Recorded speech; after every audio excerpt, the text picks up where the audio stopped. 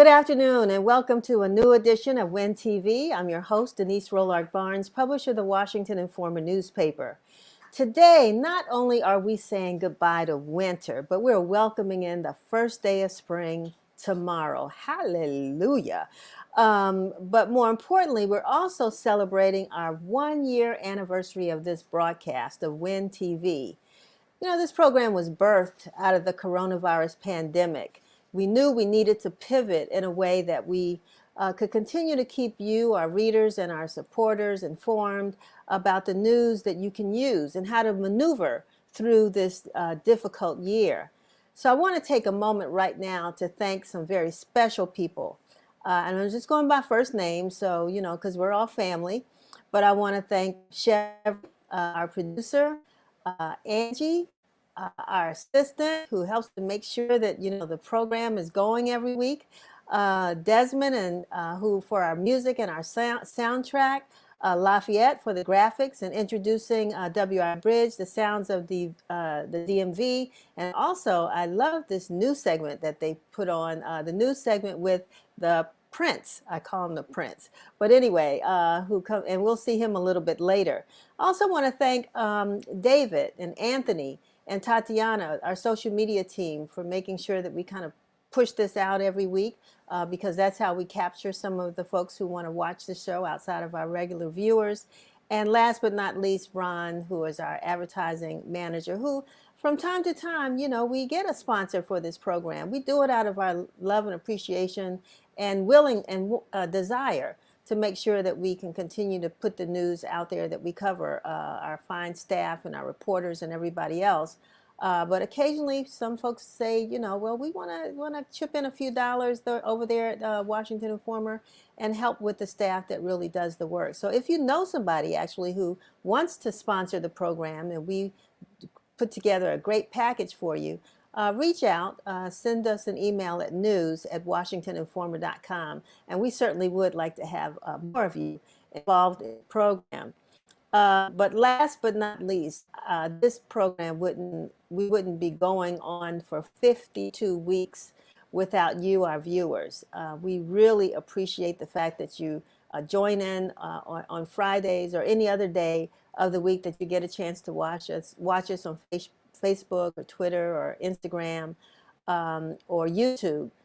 You know, this is what matters to us, that you get a chance to kind of hang out with us for about an hour and to talk or learn about some of the news that we want to share. So this wouldn't be possible without you. We won't continue to do it without you. And we certainly would love to hear from you about what you think we could do better, some topics that you might want us to discuss, some individuals that you might want us to interview. Send us an email again at news, that's news, N-E-W-S, at washingtoninformer.com. We look forward to hearing from you. So as I said, we want you to continue to watch us here at WIN TV. I want you to like us on Facebook and subscribe to us on our YouTube channel at Washington Informer TV. And remember, when you look for us on YouTube, just go Washington Informer TV, one word, and that's the correct YouTube channel for us. So that's where you can go, and please subscribe, because those numbers make a difference. You know, we have to count numbers. We're in a digital age right now where numbers and metrics and all that kind of stuff makes a difference for businesses like ours. And so I wanted to take some time right now to thank those of you who helped us to reach those 10,000 followers. We thought it was going to take us a month or so to do it, and we did it in a matter of 2 days.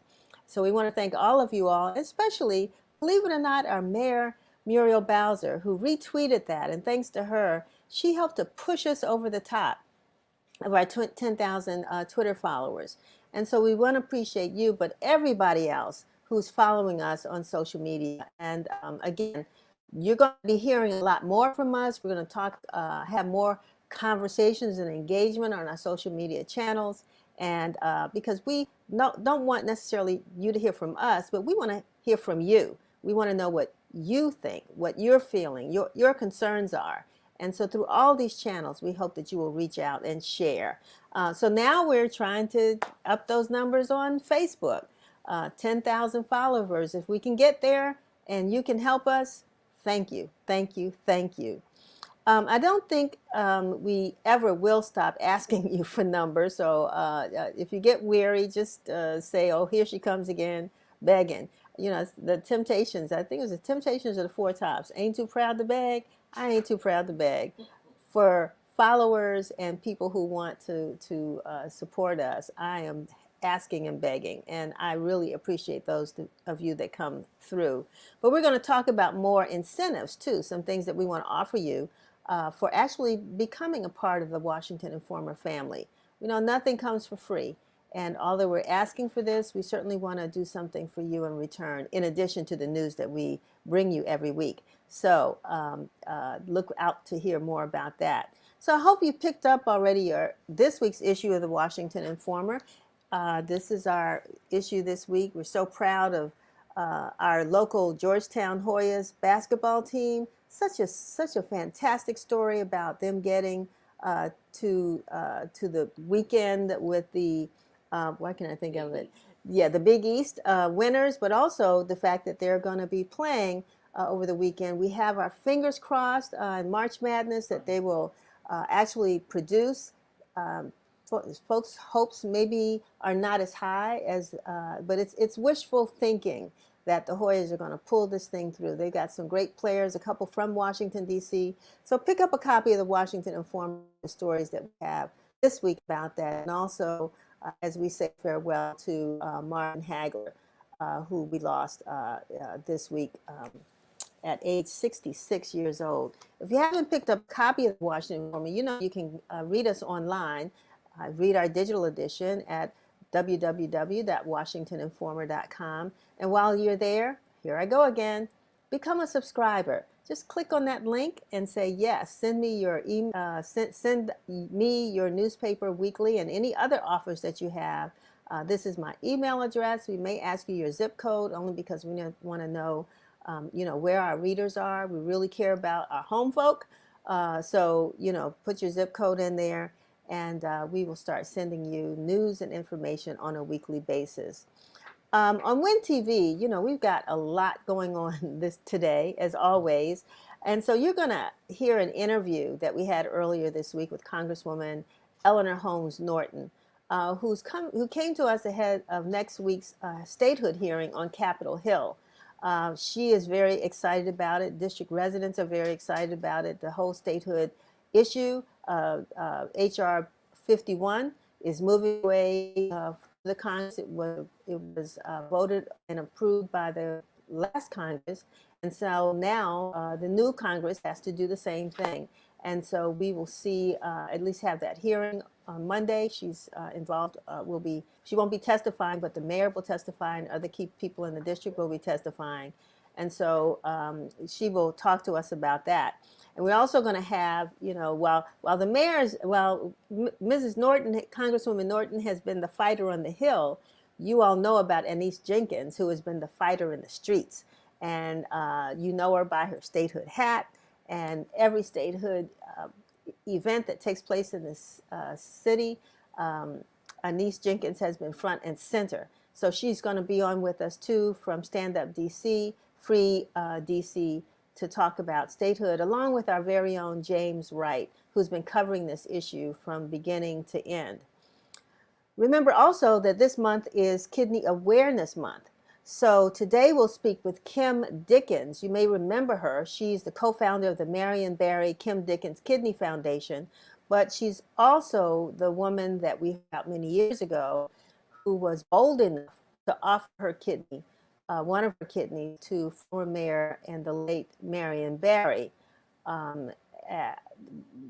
It's been quite a while ago. And of course, since then we've lost the mayor, but Kim Dickens is still here. She's got the foundation, and we want to talk to her about, life after giving up her kidney and what the foundation is all about. We look forward to talking to her, as well as Dr. V, our resident MD.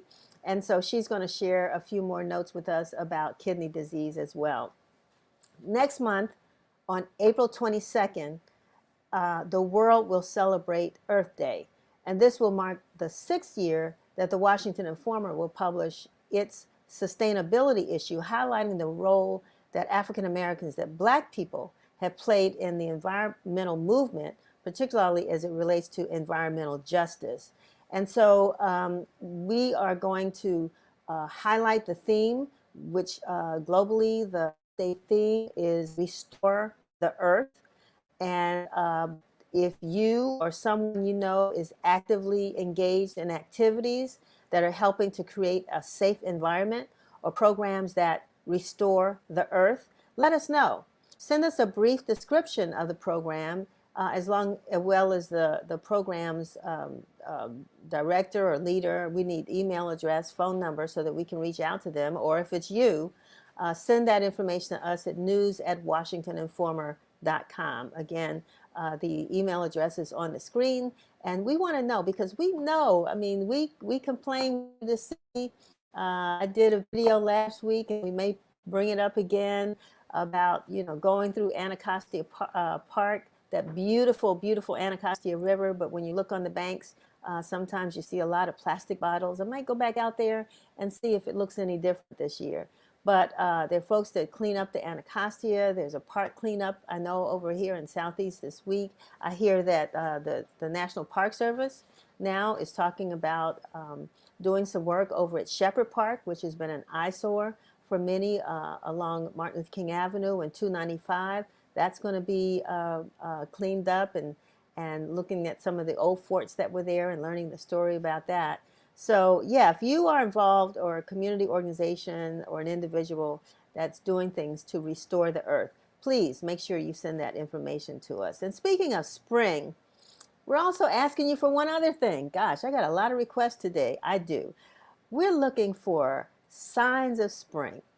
So those of you all who have your cell phone cameras and you're out and about this weekend when it's supposed to be really sunny, still chilly, but really sunny, if you capture any signs of spring, the daffodils, the ducks, the geese, any deer, people, cleaning, doing that spring cleaning in their houses or in their yards, anything that is a sign of spring, send that photo at news@washingtoninformer.com. We're going to do a photo spread, Chevry, not only in the newspaper, but on the website. And we want to share with you all the fact that we're going to have these signs of spring. So send that to us again at news@washingtoninformer.com. We'll be looking out for your photographs over the next weekend. And, what I was going to say is Mother Nature is busy doing her work. Some of you all may not like the term Mother Nature. We could call it Daddy Nature if you want, or Father Nature, or we could just say nature.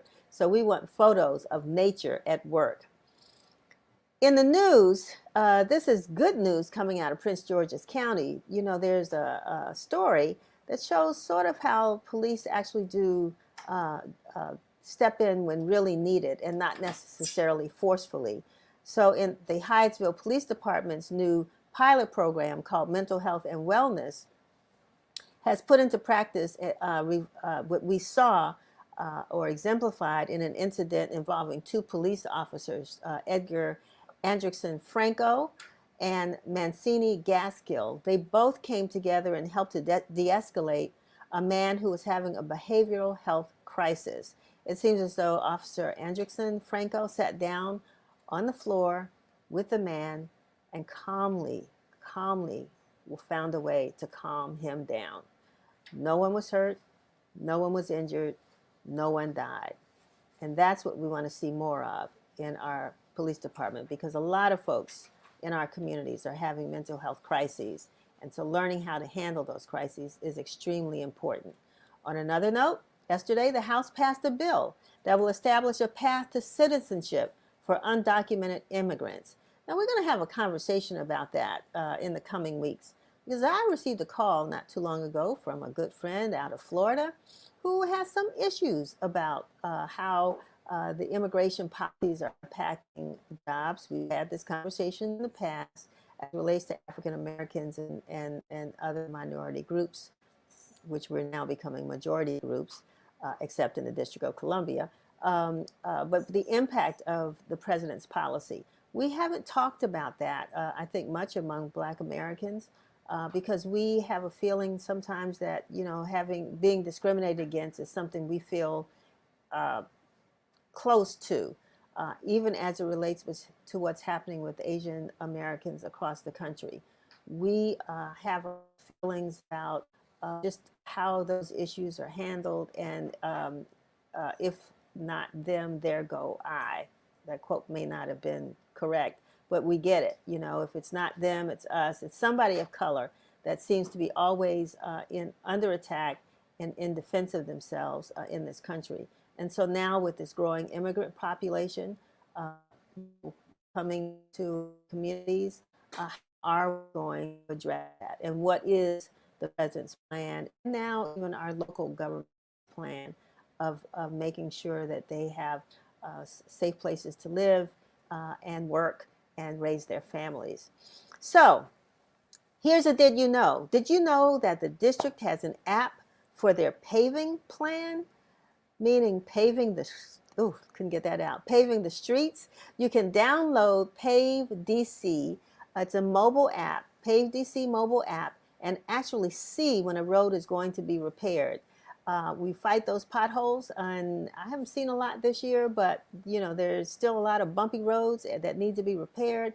And so we can see when DDOT has the work planned, and also according to DDOT, this work is being fairly portioned out equally among all 8 wards. So check it out, Pave DC mobile app. On the COVID-19 front, Maryland is expanding its vaccine eligibility to residents over 60 and expect all adults to be eligible for vaccinations by April the 27th. In the district, you do not have to be eligible to register for the vaccine. Let's bring on our WIN TV News Now correspondent, Curtis Knowles, with more from DC, Maryland, and Virginia. This is Curtis Knowles with WIN TV News. The city of Minneapolis voted anonymously on Friday to award a $27 million settlement to the family of George Floyd. The family's attorney stated that the settlement was the largest pretrial settlement in a civil rights wrongful death case in U.S. history. The officer responsible for the murder, Derek Chauvin, is facing a couple of murder charges. The city of Minneapolis has adopted sweeping police reforms to atone for the horrific incident. A Georgetown professor has been fired recently for her comments regarding her black students. The conversation was leaked to the internet between Professor Sandra Sellers and a colleague. In the conversation, Sellers is discussing the aptitude of her black students, and her words are less than complimentary. Dean Bill Trenner has stated that an investigation had been launched by the school's Office of Institutional Diversity, Equity, and Affirmative Action about the manner. A string of murders has occurred in the city of Atlanta and surrounding areas. Robert Aaron Long has been arrested as the prime suspect in these murders. The attacks were all committed in day spas, and there were 8 victims. While many of the targets were of Asian descent, law enforcement is stressing that this is not a hate crime. A demonstration was held in D.C. on Wednesday in response to the killings by the activist group Total Liberation Collective. Demonstrators marched from the Chinatown Gate to the Convention Center and spoke on the improvement of the relationship with Asian Americans with the rest of the country. With vaccines rolling out across the country, many states are beginning to ease coronavirus restrictions. Dr. Anthony Fauci, however, is urging for the restrictions to not be eased as new cases are still too high. Fauci has stated that the U.S. is marking on average 60,000 new cases daily, a rate unacceptably high. Fauci states that once numbers are under 10,000 per day is when restrictions should be eased. The House Committee on Oversight and Reform will be hearing the D.C. statehood bill introduced by Congresswoman Eleanor Holmes Norton on March 22nd. The bill was introduced during the last congressional period and was passed through the House, making it the first time in history. The bill has now 215 co-sponsors, which guarantees another House passing. The hurdle is getting the bill through the Senate. Thank you, Curtis. So much news in the District of Columbia, and again, looking forward to what's going to happen next week with statehood. So joining us now, we will have our interview, Congresswoman Eleanor Holmes Norton, about the statehood bill, H.R. 51. It's a pleasure to have with us Congresswoman Eleanor Holmes Norton, representing the District of Columbia, our warrior on the Hill. I want you to share with us, one, I know you're elated about it, but what you anticipate I anticipate is what the last hearing did for us. These hearings, and remember, we passed this bill in June, but it takes more than one session to pass a bill, even bills not as enormous as this. The mere hearing and passage in the House elevated the DC statehood bill to the public such that the polls now show that 50% of the American people support DC statehood. That's amazing that we have come this far, because I know that there's been an all-out effort to make sure that residents across the country understand the difference between the District of Columbia and their respective states.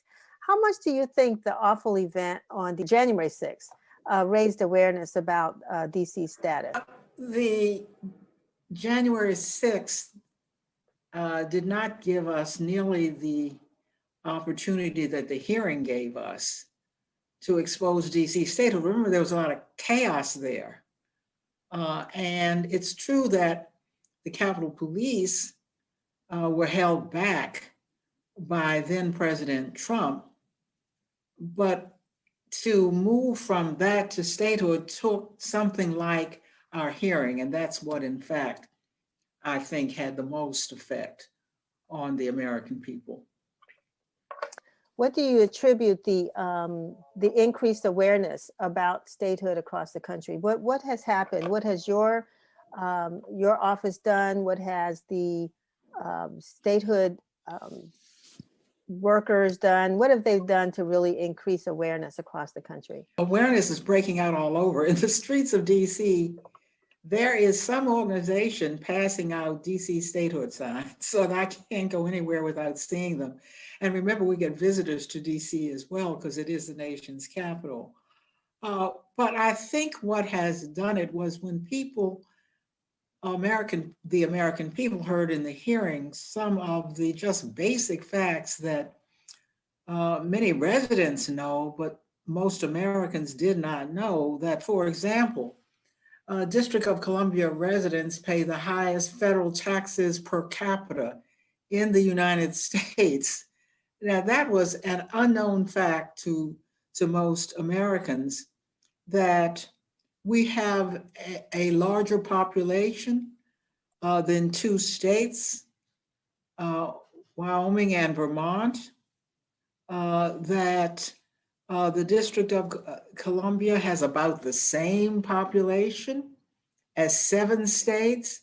Most Americans did not know that our budget is larger than that of 12 states. What? Most people had never heard that our bond rating is better than that of 35 states, that our personal income and gross national product is greater than that of any state. When you hear that kind of information, you can't figure out why the district isn't treated the same way as your own state or your own district. Our new administration in the White House, we know that if we could leapfrog over the Senate, our chances of getting statehood would probably be very successful. But we are going to face some opposition, which we've seen from the American Recovery Act, how Republicans are very anti that bill. And then, of course, what you're going to face in the Senate. What are your predictions? And who, not only who's not supportive, but who's most supportive? More than 90% of the Senate Democrats. Yes, I don't, as you say, if Republicans can't support the recently passed American Rescue Act, which is going to bring them money, how in the world are they going to support DC statehood? But there's changes coming that could be very important for DC statehood. The Senate held up in organizing in January, and the disagreement was about the filibuster.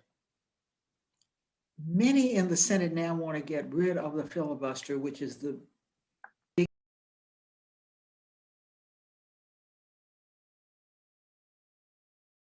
It's a pleasure to have with us. They hold it off because the Senate doesn't pass anything. It confirms some judges, but basically it doesn't get anything done. And what has changed is really important. We have a House, a Senate, and a presidency now controlled by Democrats.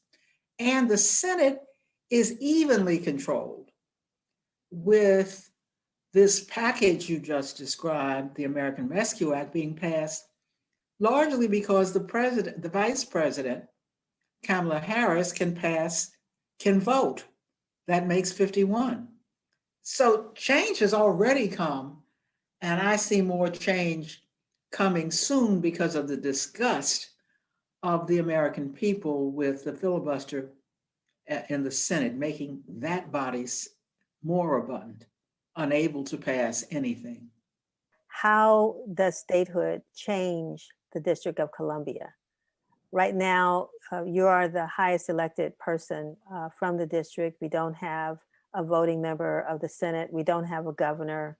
Locally, the mayor is our highest ranking elected official. What would change? The major change will be 2 senators.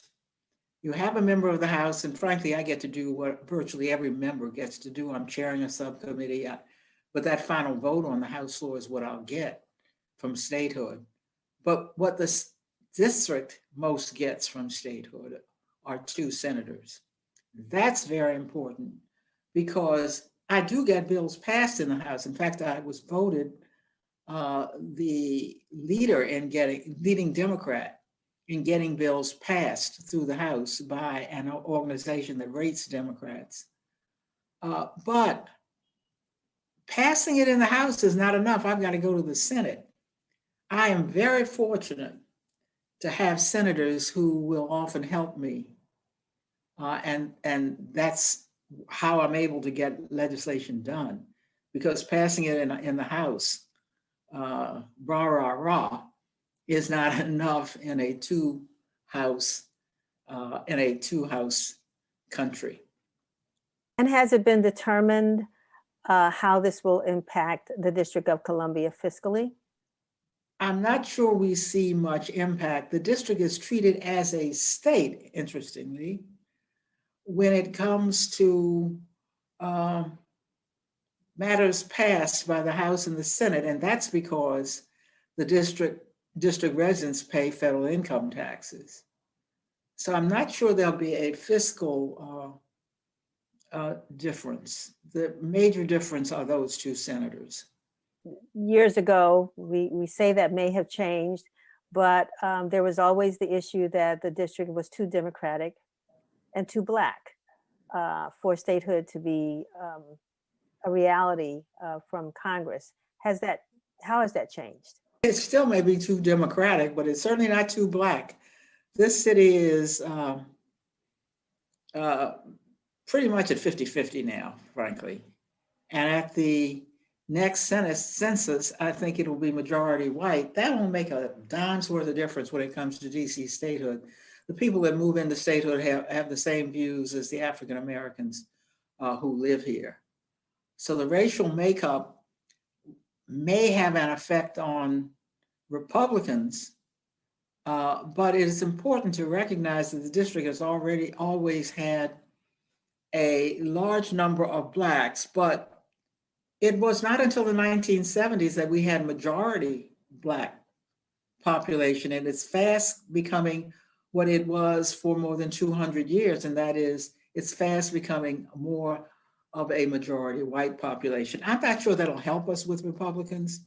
They don't want DC to have statehood because of the way they see us politically as more progressive than they are. In fact, always, Congress has looked at is the number of people, whether the people support statehood. There are no exact criteria for statehood, but those are the kind of indicators that Congress looks for. What is it that you really want people to know? But people do have relatives across the nation, and if they write their own senators and representatives, but especially their senators, I think they can help us get out the word where it needs to be now.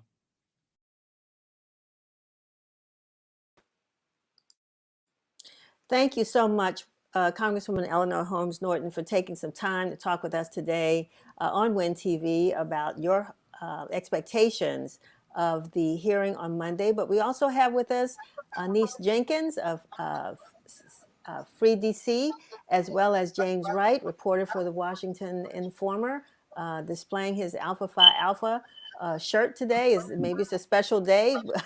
It's good to have you both on the show.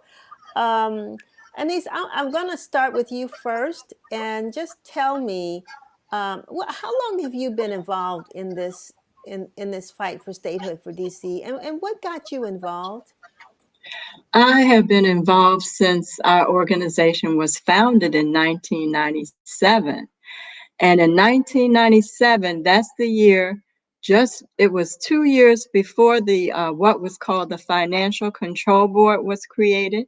And it was created by Congress and the President of the United States to take over all local government run by Washington, D.C. All they left us was parks and recreation.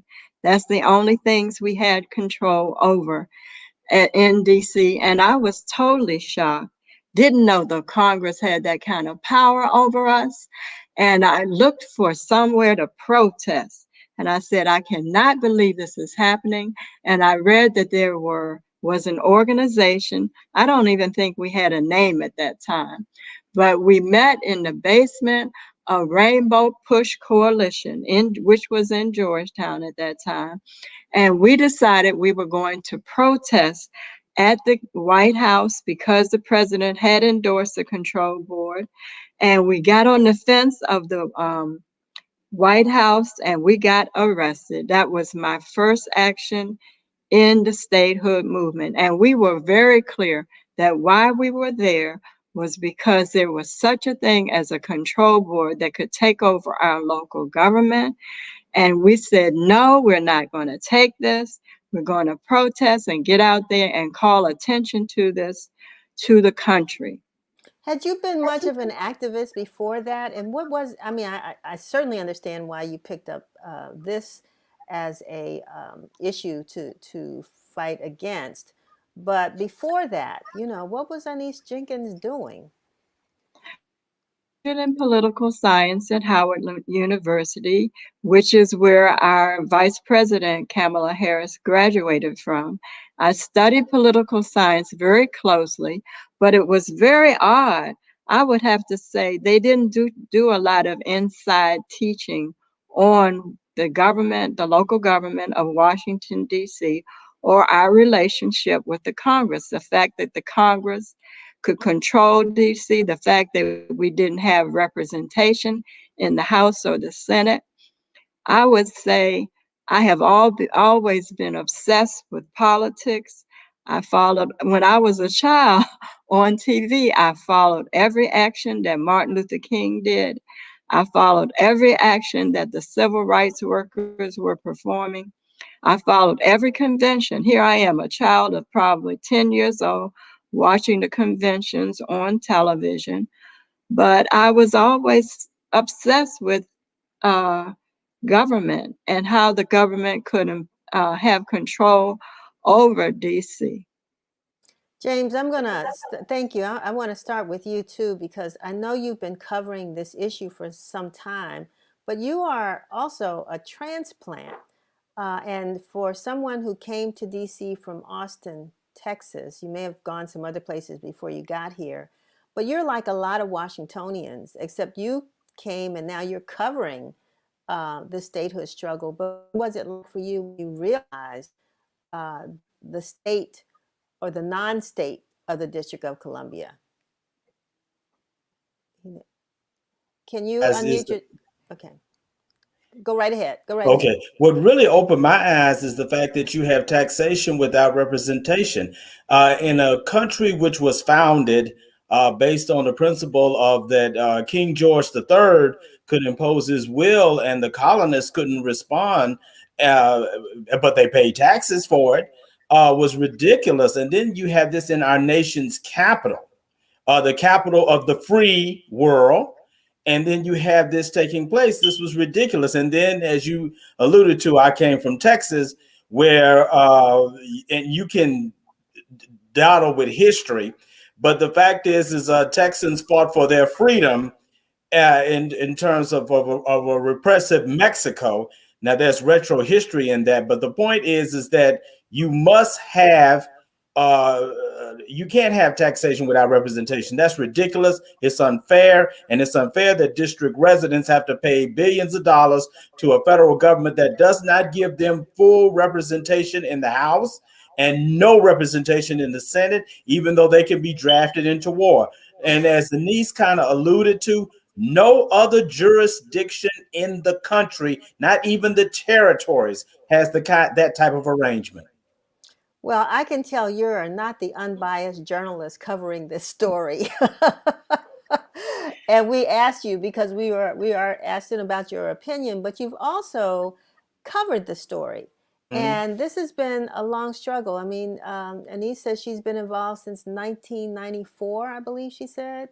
97. 1997. I mean, we're almost looking at 30 years. Yes. James, in covering this, what has been your observation? One, either about the interest in DC residents in the movement, has it grown in not popularity, but in support, I'll put it that way, over the years, because it seems as though there have been some, ebbs and flows, and this is a big moment right now. That's a good point, Denise. Even though district residents are adversely affected by the fact that they have no representation, one of the things that has shocked me when I came here to DC in 1987 is that a lot of DC residents were nonchalant about this. It's sort of like Edward Kennedy once said that DC's not going to become a state until it rises to the level of an insult. And I'm sure Anise agrees with me, even though we have substantially more people interested in statehood now, to some residents, it's still not an insult. I'll quote Julius Hobson, home fool. Many people are comfortable, and I'll never understand it, they're comfortable with this home rule setup.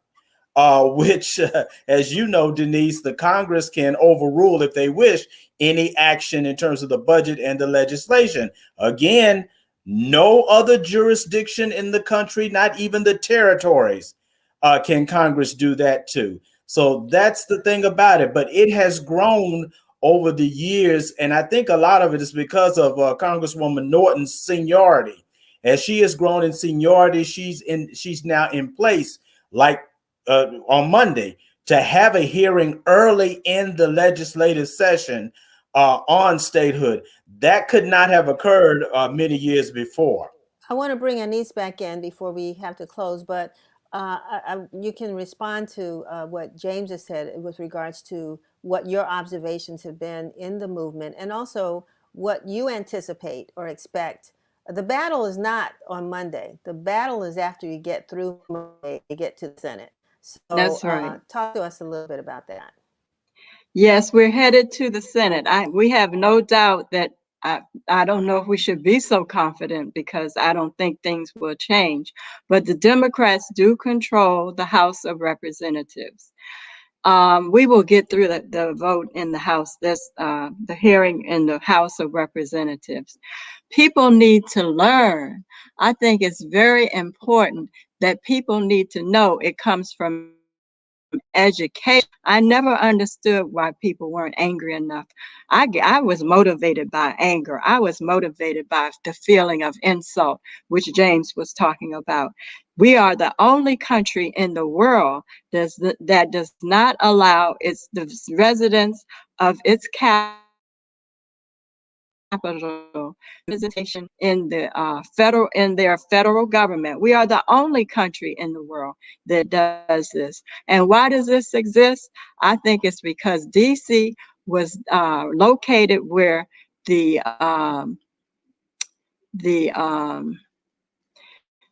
South wanted DC to be located. It was located here because it allowed slavery. Well, I consider the lack of our rights as political slavery. People need to really be angry and see that they are paying their taxes for what they don't get. They need to be angry about it. So the last hearing, there were hundreds of DC residents that went to Capitol Hill. This time, because of Yes. the insurrection and other things, you will not, residents will not be able to go to the hearing, so they'll have to watch it virtually. But what kind of organizing, briefly, if you could just share, what kind of organizing are you all doing around Monday? And then what happens after that? Yes, we plan to be at Freedom Plaza Monday at 9 a.m. The hearing starts at 11. We and some other groups will meet at Freedom Plaza at 9 a.m. to hold our statehood now signs.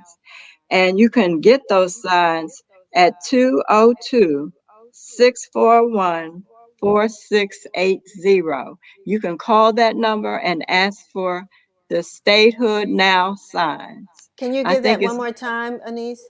yes, it's 20. 202-641-4680. And what Okay. I'm doing is giving the number of another organization, which is Statehood Neighbors for United for DC Statehood. I think it's very important that we be there with our signs, and that's on Pennsylvania Avenue, where the Freedom Plaza is located, right across from the Wilson Building. And I must expose James to reveal that his fraternity, Alpha Phi Alpha, endorsed DC statehood. That is one of the largest, I believe, fraternities in the country, and they have really helped us to educate the public. I have to thank him so much for his coverage and the endorsement of Alpha Phi Alpha, which was Martin Luther King's fraternity. That's right. I want to thank both of you all for, just this brief moment, getting folks ready and riled up for Monday. We'll be out there, of course, covering it as well. And Anise, keep fighting. Thank you so much. James, keep writing, keep fighting. Glad to have you all both on the show. I appreciate it. Hopefully you will be out there at Freedom Plaza on Monday at 10 o'clock, 9 o'clock or 10 o'clock, she said, on Monday. We'll get that time. And also that you'll be able to watch the hearing virtually. There will be places all over to find out where you can see that hearing. So we want to be supported. So we want to now move to our next guest, who we're so honored to have with us, simply because this is National Kidney Health Month. And Kim, who is Dickens, who is with us right now. Kim, it's so great to have you. Can you unmute yourself?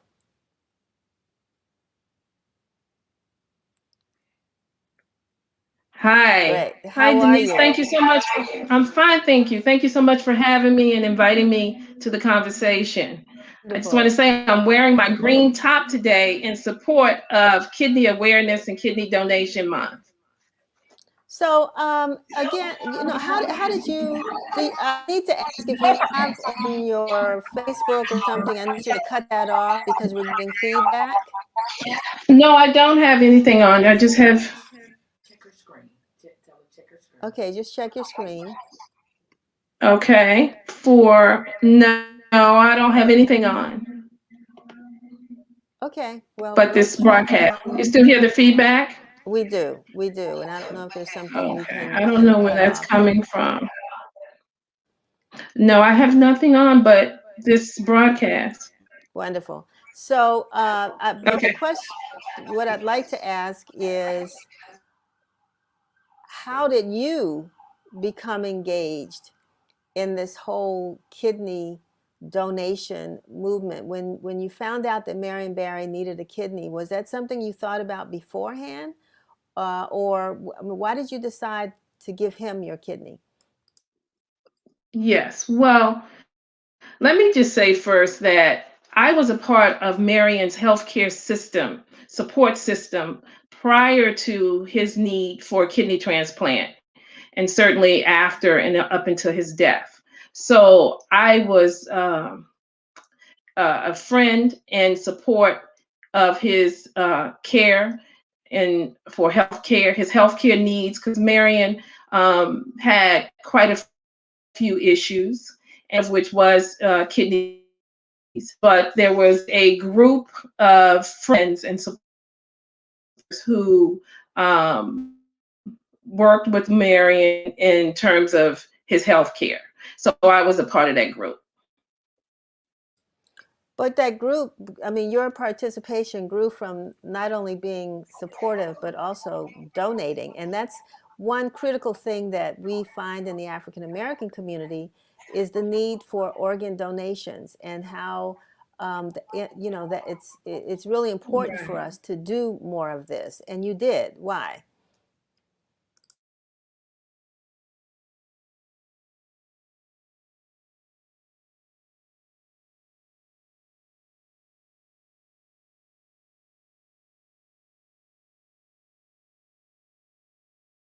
Okay, looks like we are having some technical problems with Kim. Dr. V, we're going to try to get her back because you might even have some better questions for her than I do.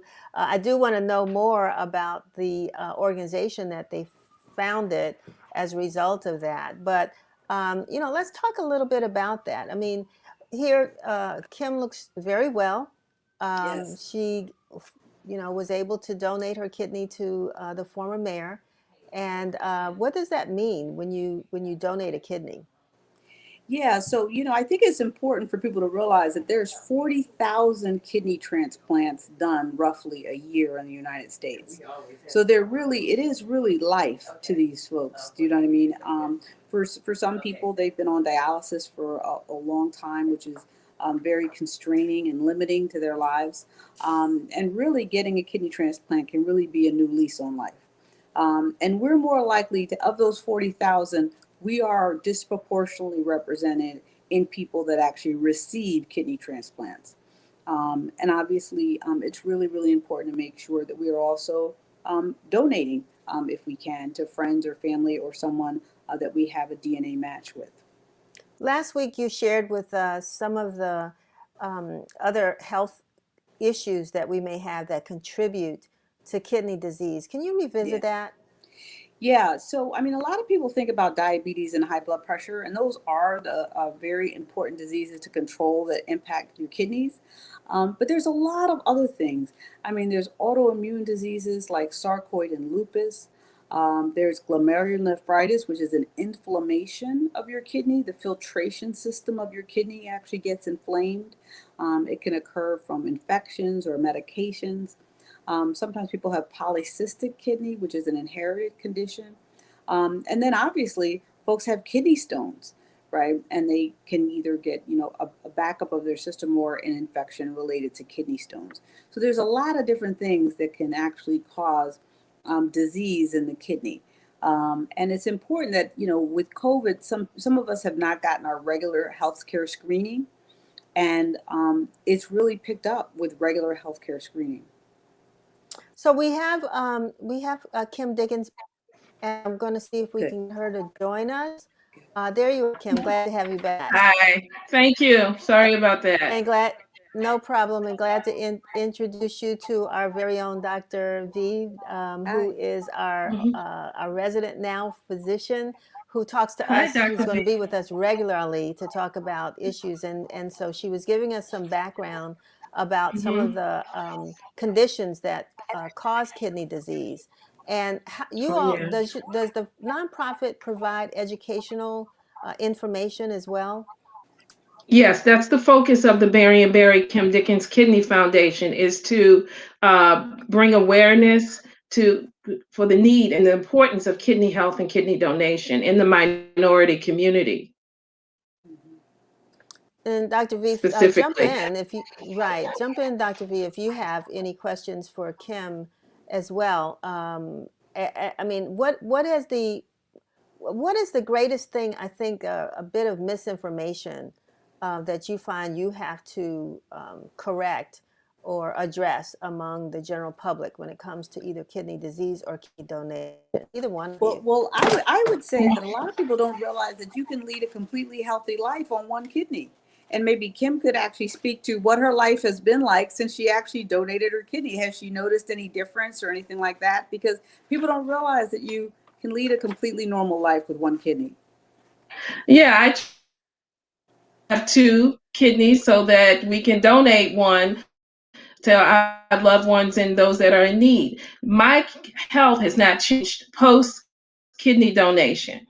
So I am still my kidney functions are still as healthy as they were when I had two, and that the grace of and you can live a life and without with the and be healthy with one kidney. And a lot of folks are born with just one kidney. As long as your kidney is healthy, you no risk.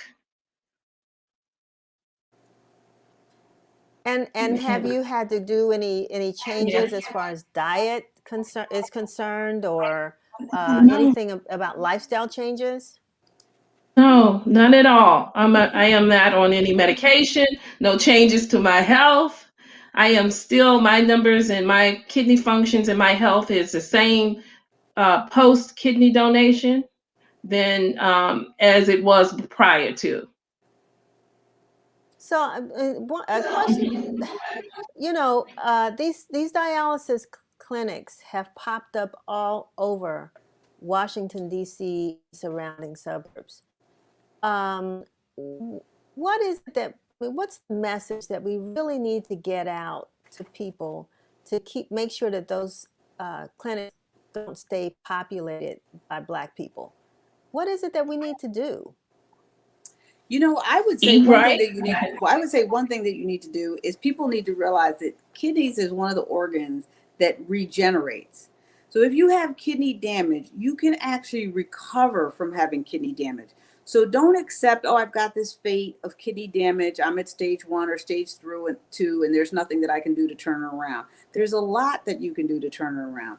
And so I think sometimes, people sort of head down that path and just think, well, my fate, there's nothing I can do. So I'd like to see people get more empowered with their health, because your kidneys regenerate. So you actually can, if you catch it early enough and do something about it, really make a difference. Right. And just to give Kim? you some stats in the District of Columbia alone, there are about 8,300 people currently on the wait list for a kidney. And of that 8,300, 80% are minorities. So that speaks volumes to our community in terms of the disparity of kidney disease amongst other races or kidneys versus minority community. So we really need to get educated and aware of what we can do to stay healthy in terms of our kidneys in general and our diet kind of thing. So, Kim, how can folks reach out to your organization if Because I'm they sure want to know that Dr. more? B will agree that. Okay, if you can go to the website. So we are in a soft relaunch. And the website is barrydickens.kidneyfoundation.org. And soon we will start a major social media campaign, and I'll be blasting on all platforms, and all the information you'll have all my contact information. But the website is up, and you can contact us through the website currently. Wonderful, wonderful. And of course, Dr. V, anything you want to share last before we close out, as it I relates would to just what tell people. people, if you're listening and you've been told that you have some or some renal insufficiency, really look at what you can do to actually reverse course, because there's a lot that you can do. And so really talk with your physician and look at nutrition and really dive into it and take ownership and turn that ship around. All right, ladies, thank you so very much for sharing this information. I hope that Kim, I hope you can help us to track this. We want to see those numbers reduced in the next year.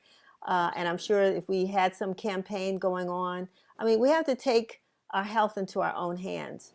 And, I think that's the only way that it really makes a difference. And I just thank both of you all for doing that and for caring enough to care about the rest of us to make sure that we do a better job of taking care of ourselves. So Dr. V, we'll see you in a Yes. week. Mhm. And Absolutely. Kim, thank you so much for being with us. Thank you. All right. Thank you for having us, and All thank you right. for all that you do. Bye-bye. Thank Thank you. you. All right, well, that brings us to the end of this edition of WIN TV. I just want to say I really am so thankful that we had these guests today, that we talked about two critical issues, of course, statehood, and we're always going to talk about health. We are so glad that Dr. V is now a part of our program. We will be promoting some of the events that other health issues over the coming months, and talking with her about those issues. And if you have questions, health related questions, here I go begging again, Chevy, send your health questions to us at news@washingtoninformer.com. We want to share those with Dr. V, make sure that she can address those on the show. And because we want a healthy DC, we're getting ready to come into spring. You're going to send us those spring photos. And we're going to look at maybe some before and afters of how we came out of COVID. Anybody want to be so bold? This was my COVID body, and now this is my new spring body. We're going to do it all right here at WIN TV. So with that, I'm going to say farewell. I want to make sure that you stay tuned for Sounds of the DMV. I think I have a special surprise guest coming up, possibly. DB Bantino comes out of the household of the Barnes family. I'm excited to see what he's going to present this afternoon. And of course, the Media Prince, who's coming on as well. So we're going to do Black Facts first. We've got to do that every show. So Black Facts, the Media Prince, and then Sounds of the DMV. Don't go away. We'll see you next week. Happy Friday, family, and here's another edition of WIN TV's Black Facts. On March 19th, comedian Jackie Mabley is born in 1894. On March 20th, Broadway performer Ann Wiggins Brown dies in 2009. March 21st, 1938, Lois Jean Barron White, the first Black woman to become president of the National Parent-Teacher Association, is born in Nashville, Tennessee. March 22, 1966, American film and television producer Tanya Lewis Lee is born. On March 23, 1985, Patricia Roberts Harris, the first Black American woman named to a U.S. ambassadorship and to serve in a presidential cabinet, dies. On March 24, 1912, Dorothy Height, who served as the president of the National Council of Negro Women for over 3 decades, is born. And on March 25, 1942, famed singer Aretha Franklin is born in Memphis, Tennessee. Reporting from the Washington Informer, this is Lindy Webb-Lakazi.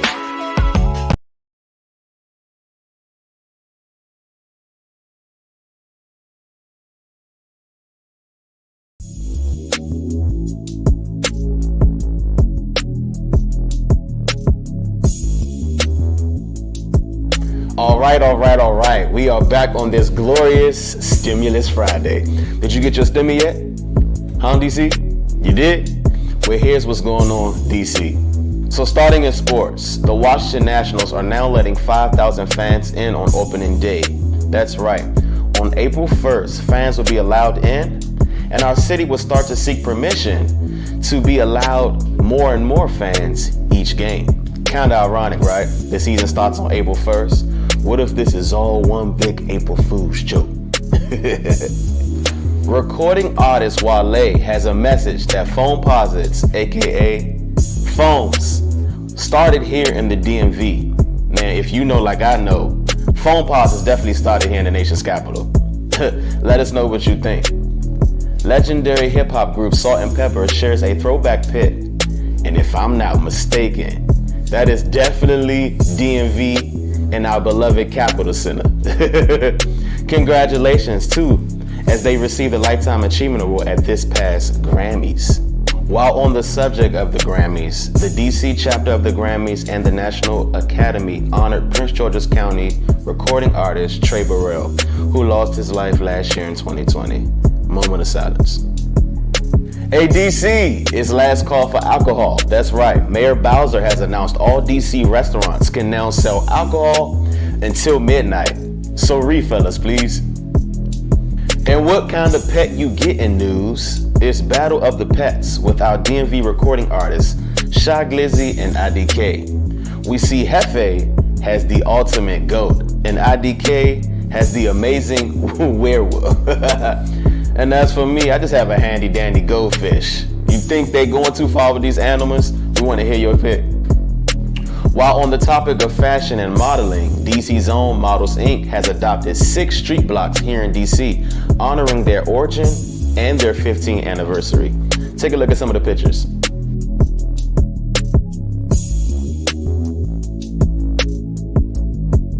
Looks like DC becoming the 51st state is in motion as the House Committee on Oversight and Reform has announced the hearing for this Monday, March 22nd.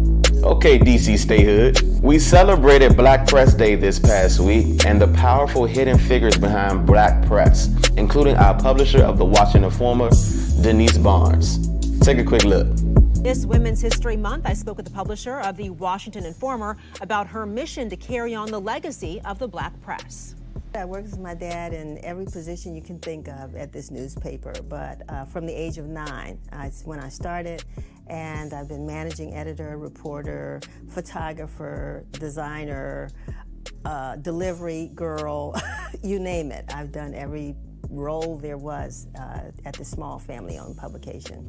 Founded in 1964 by her father, Dr. Calvin Rolark, Denise Rolark Barnes took over publishing the Washington Informer after his passing in 1994, acutely aware of the role and mission of Black journalism in America. So this weekend brings the 2nd annual DMV TV and Film Summer. And it's something you don't want to miss. As we head out, let's crank to some Mochella, which just happened this past weekend. Until then, we'll see you next week. Yes, sir. Oh, left to right. Shoulders with a gang. Easy. What it do?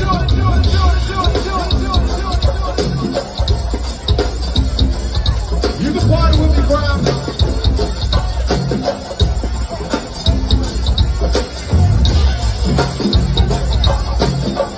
So there you have it, ladies and gentlemen. That's what's going on DC. For all that and more, head over to wibridgedc.com and get all caught up. And make sure you follow the hashtag WGODC. Oh, and one more thing. See this dope shirt I got on? Yeah, this is We All Want. You're going to see more brands like this and more that made the district quite the staple on next week's print issue from The Bridge.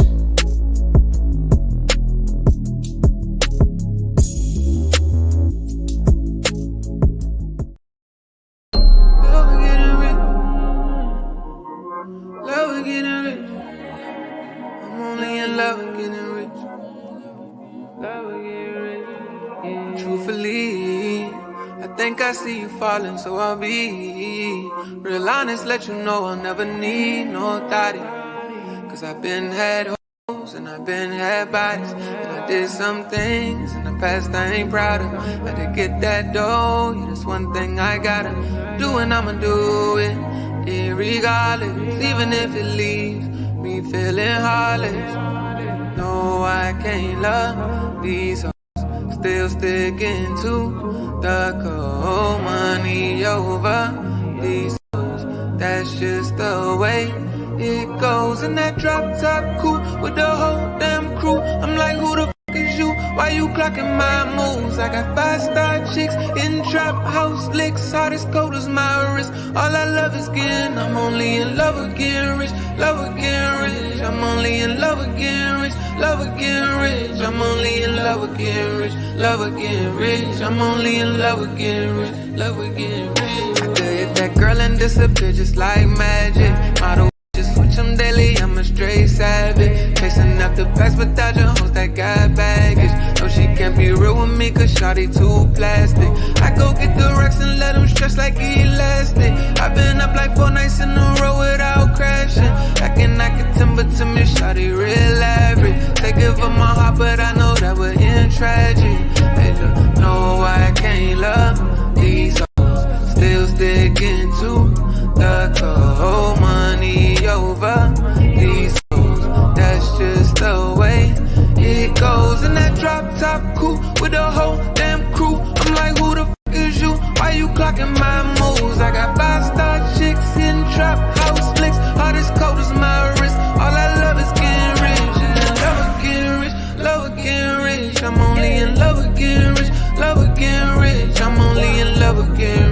love with getting rich. I'm only in love with getting rich. Love with getting rich. I'm only in love with getting rich. Love with getting rich. I'm only in love with getting rich. Love with getting rich. I'm only in love with getting rich. Love with getting rich. I'm only in love with getting rich. Love with getting rich.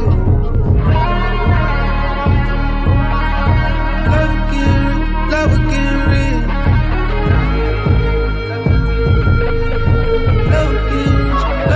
getting rich. I'm only in love with getting rich. Love with getting rich. I'm only in love with getting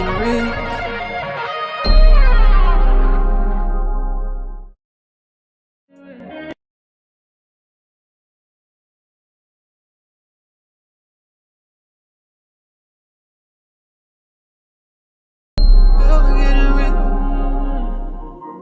Love with getting rich. I'm only in love with getting rich.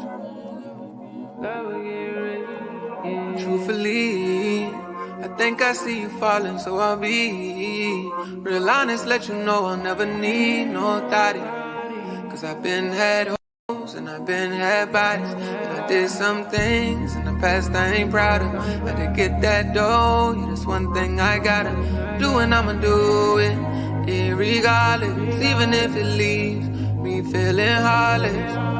No, I can't love these hoes, still sticking to the cold money over these hoes.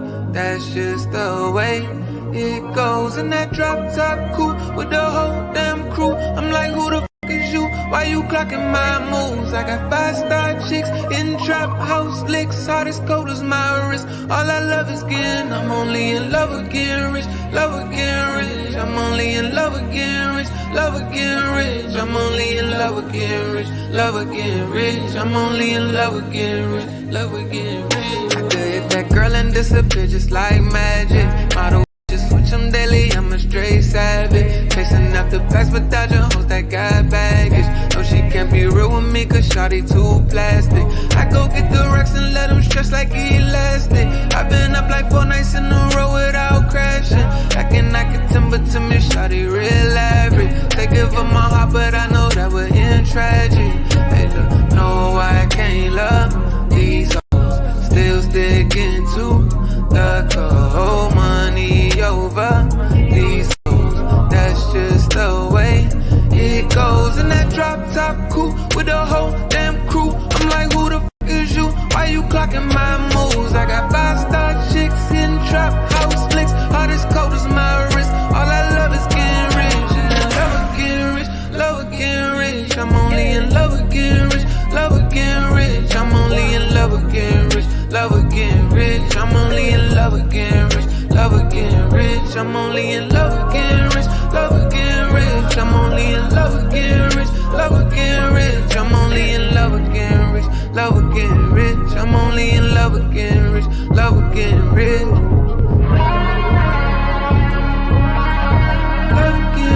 Love with getting rich. Love with getting rich. Love with getting rich. I'm only in love with getting rich. Love with getting rich. I'm only in love with getting rich.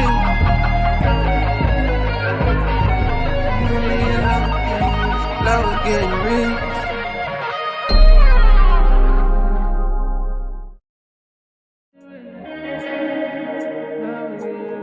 I think the biggest difference of being a songwriter or a producer to an artist is as a songwriter, you got to be able to tap into other people's emotions and give them something that they can attach to.